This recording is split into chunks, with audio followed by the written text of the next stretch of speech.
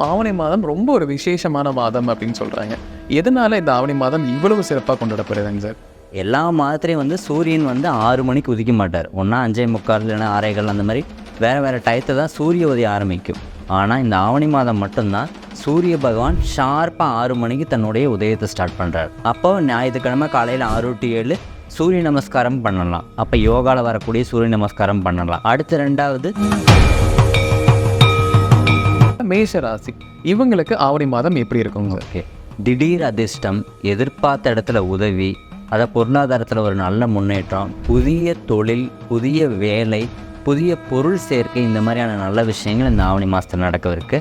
ரிஷபராசி நேயர்களுக்கு இந்த மாதம் பார்த்தா பணவரவு உண்டு, புகழ் கூடும், பெயர் கௌரவ பதவிகள் கிடைக்கும். நம்முடைய பேர் ரிப்பேர் ஆன பேரெல்லாம் இப்போ நல்ல பேர் வாங்குவாங்க. சிம்ம ராசியிலேயே சூரிய பகவான் சஞ்சரிக்கிறார். அப்போ எடுத்த காரியம் அனைத்துமே இந்த சிம்ம ராசிக்காரங்களுக்கு வெற்றி தான். ஒரு மன உளைச்சலாக இருக்கக்கூடிய மகர ராசிக்காரங்க ரொம்ப ஹாப்பினஸ்ஸாக ஒரு துளிர் விட்டு சந்தோஷமாக துள்ளி குதிக்கிற மாதமாக இந்த ஆவணி மாதம் இருக்குது. மீனராசிக்காரங்களுக்கு உங்களை சுற்றி இருக்கிறவங்கள யார் நல்லவங்க யார் கெட்டவங்க, தவறு என்ன அப்படின்னு கண்டுபிடிக்கக்கூடிய மாதமாக இந்த ஆவணி மாதமாக இருக்குது. இவங்க கவனமாக இருக்கக்கூடியது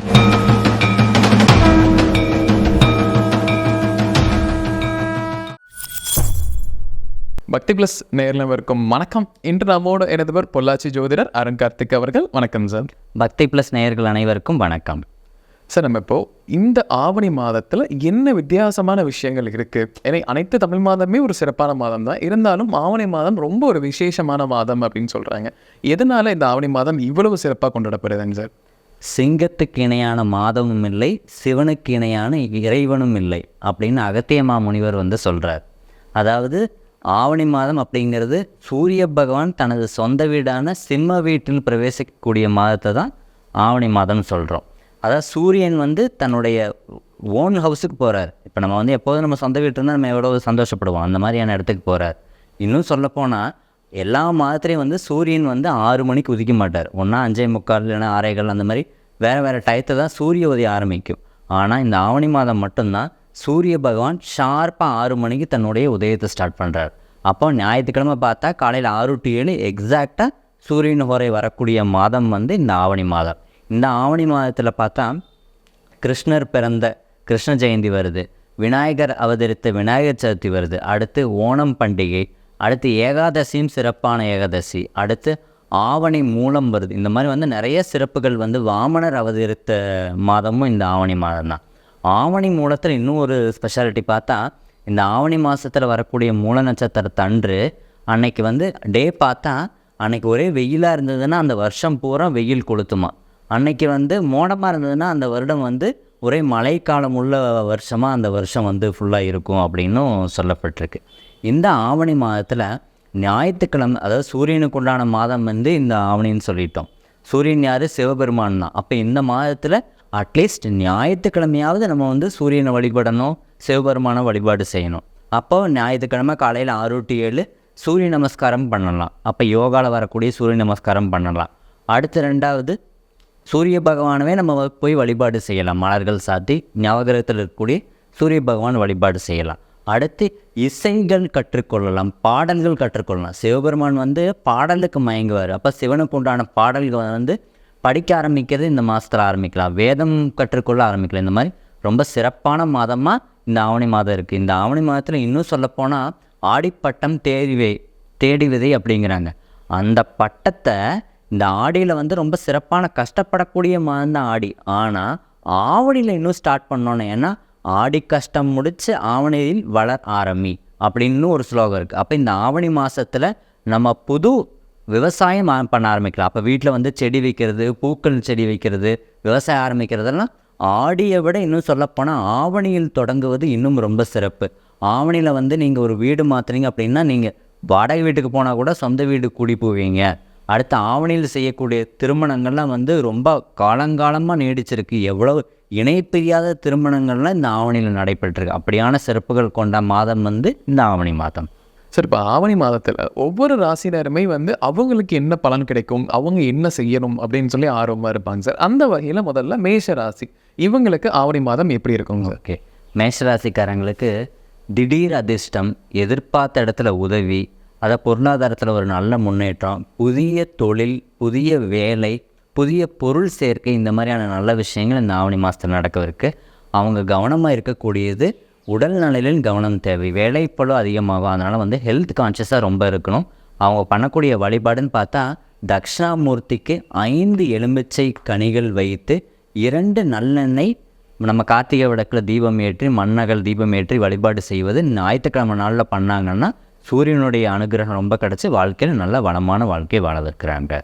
ரிஷபராசி நேயர்களுக்கு இந்த ஆவணி மாதம் எப்படி இருக்கும் சார்? ஓகே, ரிஷபராசி நேயர்களுக்கு இந்த மாதம் பார்த்தா பணவரவு உண்டு, புகழ் கூடும், பெயர் கௌரவ பதவிகள் கிடைக்கும். நம்முடைய பேர் வந்து ரிப்பேர் ஆன பேரெல்லாம் இப்போ வந்து நல்ல பேர் வாங்குவாங்க. அதாவது பேர் வந்து ரிப்பேர் ஆகி கெட்டு போனவங்களுக்கு எல்லாத்துக்கும் இப்போ வந்து ஒரு துளிர் விடக்கூடிய மாதமாக இந்த ஆவணி மாதம் இருக்குது. அப்போ இந்த ரிஷபராசிக்காரங்களுக்கு எந்த ஒரு விஷயம் ஸ்டார்ட் பண்ணாலும் அதில் வந்து ஒரு நல்ல பேர் வாங்கிடுவாங்க. அப்போ வந்து புகழ் கிடைக்கும், கௌரவ பதவிகள் கிடைக்கும், ஒரு நல்ல பெயர், சமுதாயத்தில் ஒரு நல்ல அந்தஸ்து, அந்த மாதிரி விஷயங்கள்லாம் இவங்களுக்கு கிடைக்கவிருக்கு. எந்த விஷயத்தில் அவங்க கவனமாக இருக்கணும் அப்படின்னா பொருள் களவு போதல், அடுத்து பண விஷயத்தில் லாஸு. அப்போ வந்து ஏதோ ஒரு விஷயத்தை இழக்கக்கூடிய மாதமாகவும் இது இருக்குது. அப்போ அதனால் பணம் பொருள் விஷயத்தில் இவங்க ரொம்ப கவனமாக இருக்கணும். இவங்களுக்கு உண்டான வழிபாடுன்னு பார்த்தா துர்க்கை அம்மனுக்கு ஞாயிற்றுக்கிழமை நாளில் 4 எலுமிச்சம் கனிகள் வைத்து 2 மண்ணகலில் நெய் தீபம் ஏற்றி வழிபாடு செஞ்சோம் அப்படின்னா சூரியன் அருள் பரிபூர்ணமாக இவங்களுக்கு கிடைக்கும். மிதுன ராசி நேயர்களுக்கு இந்த ஆவணி மாதம் எப்படிப்பட்ட பலன் தரும் சார்? ஓகே, மிதுன ராசிக்காரங்களுக்கு இந்த மாதம் வந்து புது வேலை கிடைக்கும், வீட்டில் சுப நிகழ்ச்சிகள் நடக்கும், இல்லைன்னா சுப நிகழ்ச்சிகள் நடக்கிறதுக்கு உண்டான ஆயத்தம் இந்த மாதத்தில் வந்து நீங்கள் தொடங்குவீங்க. அடுத்து புது பிஸ்னஸ் ஆரம்பிக்கலாம், புது வேலையும் உங்களுக்கு கிடைக்கும். இந்த மிதுன ராசிக்காரங்களுக்கு அடுத்து இன்கம், நெக்ஸ்ட் இயரில் இன்கம் வரக்கூடிய சோர்ஸ் எல்லாம் ஸ்டார்ட் ஆகக்கூடிய மாதம் இந்த ஆவணி மாதம். இவங்க கவனமாக என்ன எதில் இருக்கணும்னா தொழிலில் வந்து போட்டி அதிகமாகும். இவங்களுக்கு வந்து எதிரிகள் வலுப்பெறும் மாதமாக இது இருக்குது.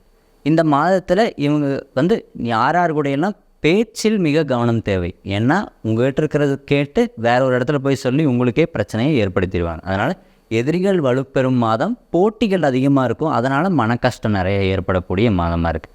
இந்த மாதத்தில் இவங்க செய்யக்கூடிய வழிபாடுன்னா முருகப்பெருமான ஞாயிற்றுக்கிழமை நாளில் 2 எலுமிச்சம் கனிகள் அவர் பாதத்தில் வைத்து 2 மண்ணகலில் நெய் தீபம் ஏற்றி வழிபாடு செய்யும்போது முருகப்பெருமானின் அருளும் சூரிய பகவானின் அருளும் சிவபெருமானின் அருளும் கிடைச்சி நல்ல வளமான வாழ்க்கை வாழ்வாங்க.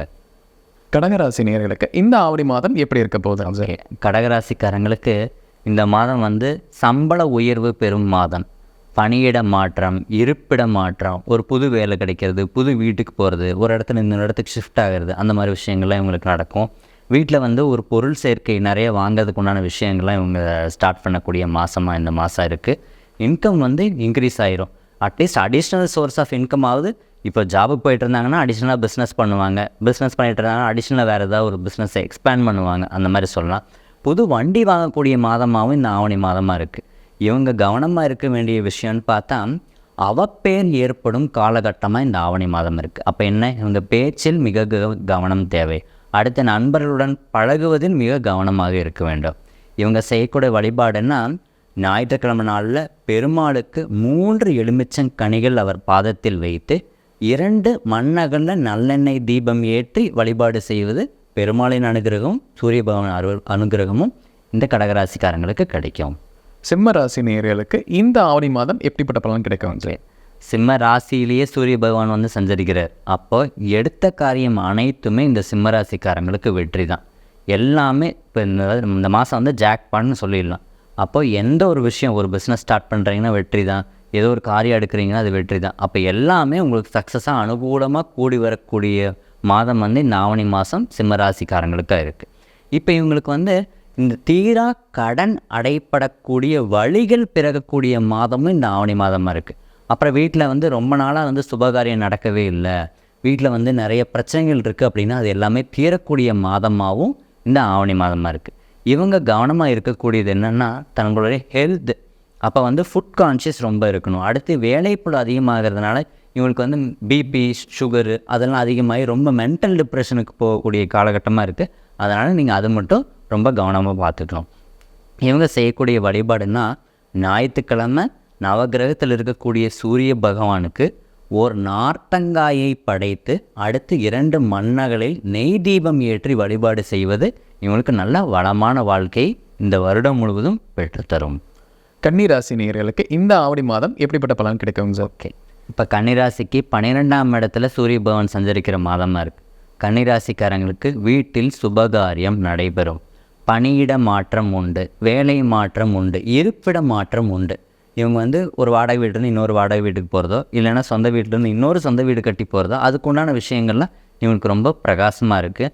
திருமணம் கைகூடும் காலகட்டமாகவும் இருக்குது, காதல் கனியும் காலகட்டமாகவும் இருக்குது. இப்போ லவ் பண்ணிகிட்டு இருக்காங்கன்னா லவ்வுக்கு வந்து ஒரே பிரச்சனையாக இருக்கும், அது வந்து மேரேஜாக கன்வெர்ட் ஆகக்கூடிய மாதமாகவும் இந்த ஆவணி மாதமாக இருக்குது.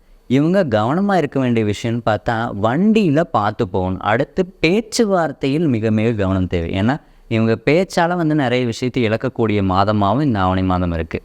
இவங்க செய்யக்கூடிய வழிபாடுன்னா ஞாயிற்றுக்கிழமை விநாயகருக்கு அருகம்புல் மாலை சாத்தி 12 எலுமிச்சங்கனிகளை அவருக்கு வைத்து 2 மண்ணகளில் நெய் தீபம் ஏற்றி வழிபாடு செஞ்சால் இந்த மாதம் மட்டும் இல்லை, இந்த வருஷமும் ரொம்ப பிரகாசமாக இந்த கன்னிராசிக்காரங்களுக்கு இருக்கும். துலாம் ராசி நேயர்களுக்கு இந்த ஆவணி மாதம் எப்படிப்பட்ட பலன் கிடைக்கும் சார்? துலாம் ராசிக்காரங்களுக்கு மதிப்பு உயரும் மாதமாகவும் பதவி உயர்வு பெறும் மாதமாகவும் வேலையில் முன்னேற்றம் பெறும் மாதமாகவும், இப்போ ரொம்ப நாளாக வந்து நான் வீடு கட்டுறது தள்ளி போயிட்டே இருக்குது அப்படின்னா இந்த மாதத்தில் வந்து சீக்கிரம் உங்கள் வீடு வேலை வந்து முடிஞ்சிடும். அடுத்து இந்த வீடு சொத்து சம்மந்தமான பிரச்சனைகள் இருந்ததுன்னா அது எல்லாமே முடிவுக்கு வரக்கூடிய மாதமாக இந்த ஆவணி மாதம் இந்த துலாம் ராசிக்காரங்களுக்கு இருக்குது. இவங்க கவனமாக இருக்க வேண்டிய விஷயம்னு பார்த்தா பண விரயம், பொருள் விரயம், அடுத்து அதனால் மன உளைச்சல் ஏற்படுறது, பிஸ்னஸில் லாஸ், அந்த மாதிரி பணம் சார்ந்த விஷயம் மட்டும் இவங்க ரொம்ப கேர்ஃபுல்லாக இருந்துக்கணும். மற்றபடி எந்த பிரச்சனையும் இல்லை. இவங்களுக்கு உண்டான வழிபாடுன்னா ஆஞ்சநேயருக்கு 11 எலுமிச்சம்பழத்தை அவருக்கு வைத்து 2 மண்ணகளில் நெய் தீபம் ஏற்றி வழிபாடு செய்கிறது இந்த ஆவணி மாதத்தில் இவங்களுக்கு ரொம்ப சிறப்பான பலனை ஏற்படுத்தி தரும். விருச்சிக ராசி நேயர்களுக்கு இந்த ஆவணி மாதம் எப்படிப்பட்ட பலன் கிடைக்கும் சார்? விருச்சிக ராசிக்கு இந்த ஆவணி மாதம் வந்து உறவு பலம் பெறும் மாதமாக திகழது இருக்குது. அப்போ வந்து வீட்டில் ஒரே கருத்து பேடபேட இருக்குது. வீட்டில் வந்து ஃபேமிலிக்குள்ளே சண்டை பிரச்சனை, இல்லைன்னா ஃப்ரெண்ட்ஸுக்குள்ளே மனஸ்தாபம் இருக்குது, இல்லைன்னா காதல் ஒரே பிரச்சனை பிரேக்கப்பாக போயிட்டுருக்கு அப்படின்னா அந்த உறவு எல்லாமே ரொம்ப இணக்கமாகி பலம் பெறும் மாதமாக இந்த மாதம் வந்து விருச்சிக ராசிக்காரங்களுக்கு இருக்குது. விருச்சிக ராசிக்காரங்களுக்கு இந்த மாதம் வந்து நிறைய வெளியூர் பிரயாணம் வந்து ட்ராவல் பண்ணுவாங்க, நிறைய புண்ணிய ஸ்தலங்களுக்கு போயிட்டு வருவாங்க.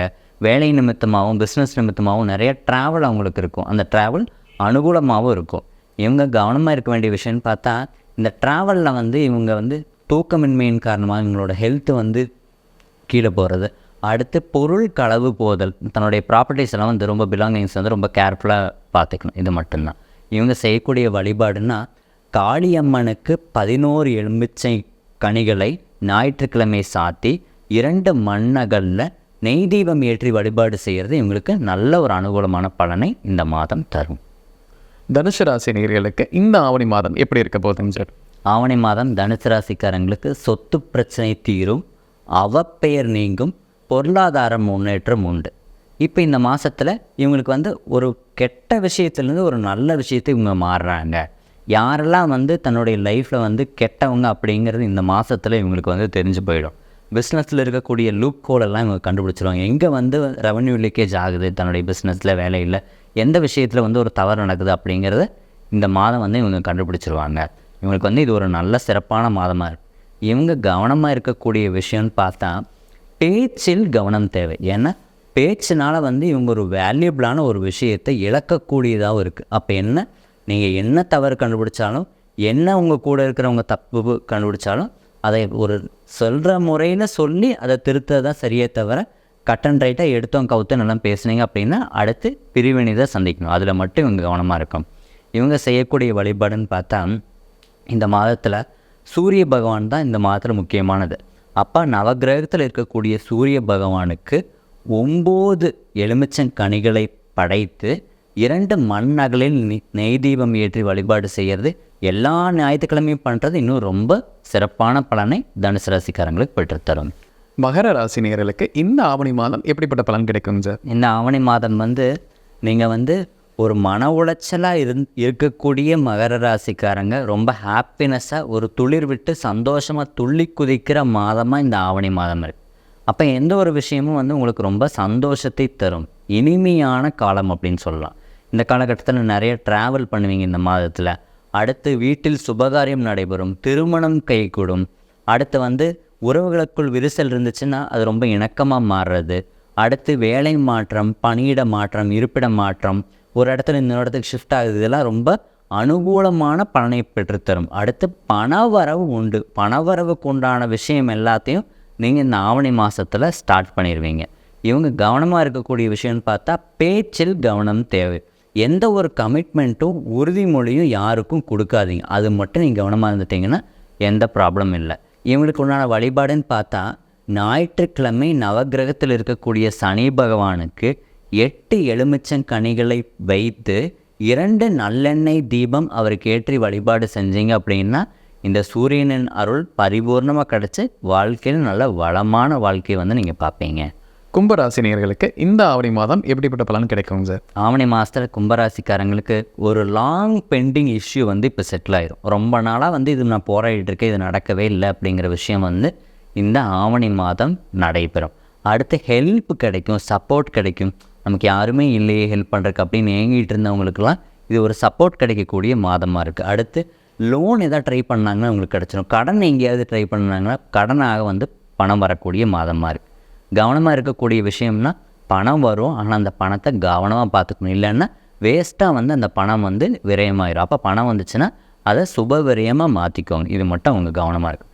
இவங்களுக்கு உண்டான வழிபாடுன்னா ஞாயிற்றுக்கிழமை நாளில் சிவபெருமானுக்கு 6 எலுமிச்சங்கனிகளை வைத்து 2 நெய் தீபம் மண்ணகலில் ஏற்றி வழிபாடு செய்கிறது ரொம்ப சிறப்பான பலனை தரும். மீனராசி நேயர்களுக்கு இந்த ஆவணி மாதம் எப்படிப்பட்ட பலன் கிடைக்கும் சார்? மீனராசிக்காரங்களுக்கு உங்களை சுற்றி இருக்கிறவங்கள யார் நல்லவங்க யார் கெட்டவங்க, தவறு என்ன அப்படின்னு கண்டுபிடிக்கக்கூடிய மாதமாக இந்த ஆவணி மாதமாக இருக்குது. இந்த காலகட்டத்தில் வேலையில் வந்து வேலை சுமை பணிச்சுமை அதிகரிக்கும். அடுத்து வந்து டயத்துக்கு சாப்பிட முடியாது, டயத்துக்கு தூங்க முடியாது, ரொம்ப ரொம்ப ட்ராவல் பண்ணுற மாதிரியாக இருக்கக்கூடிய மாதமாக இருக்குது. அதனால் அனுகூலம் கிடைக்கக்கூடிய மாதமும் கூட. இவங்க கவனமாக இருக்கக்கூடியது இந்த ட்ராவல் டயத்தில் ரொம்ப ஹெல்த் கான்ஷியஸாக இருக்கணும், நான் சரியான நேரத்துக்கு தூங்கணும், அதெல்லாம் ரொம்ப கவனமாக பார்த்துக்கோங்க. அடுத்து வேலையில் வந்து ரொம்ப ப்ரெஷராக இருக்கிறத வந்து நீங்கள் வெளிக்காட்டி அதனால் வந்து நீங்கள் வந்து வேலையை வந்து விட்டு வெளியே வரக்கூடிய சூழ்நிலை இருக்குது. அது வந்து ரொம்ப கவனமாக பார்த்துக்கணும். அடுத்து பேச்சை வந்து ரொம்ப கோவம் அதிகமாக வந்ததுன்னா அதை வந்து வெளிக்காட்டிக்காதீங்க. ரொம்ப வந்து மெடிடேஷன், தியானம் அந்த மாதிரி விஷயத்தெல்லாம் பண்ணி கோவத்தை வந்து இந்த மாதம் வந்து கட்டுப்படுத்திக்கணும். அடுத்து தொழில் விஷயத்தில் தடைகள் நிறைய இருக்கும். அதனால் இந்த ஒரு மாதம் வந்து ரொம்ப டஃப்பாக தான் போகும். பட் அதை வந்து நீங்கள் எதிர்கொண்டு அமைதியாக ட்ராவல் பண்ணி கடந்து தான் ஆகணும். இவங்களுக்கு உண்டான வழிபாடுனா ஞாயிற்றுக்கிழமை நாளில் குரு பகவானுக்கு 7 எலுமிச்சங்கனிகளை வைத்து 2 மண்ணகலில் நெய் தீபம் ஏற்றி வழிபாடு செய்கிறது இந்த ஆவணி மாதத்தில் எங்களுக்கு நடக்கக்கூடிய தடைகளை எல்லாம் தாண்டி வெற்றியை பெற்று தரும். 12 ராசிகளுக்குமே இந்த ஆவணி மாதம் எப்படி இருக்க போகுதுன்னு பார்த்தோம் சார். கண்டிப்பாக நம்ம நேயர்களுக்கு ஒரு பயனுள்ள கருத்துக்கலாம் இருந்திருக்கும். மீண்டும் ஒரு பதில் சந்திக்கலாம். ரொம்ப நன்றி. நன்றி.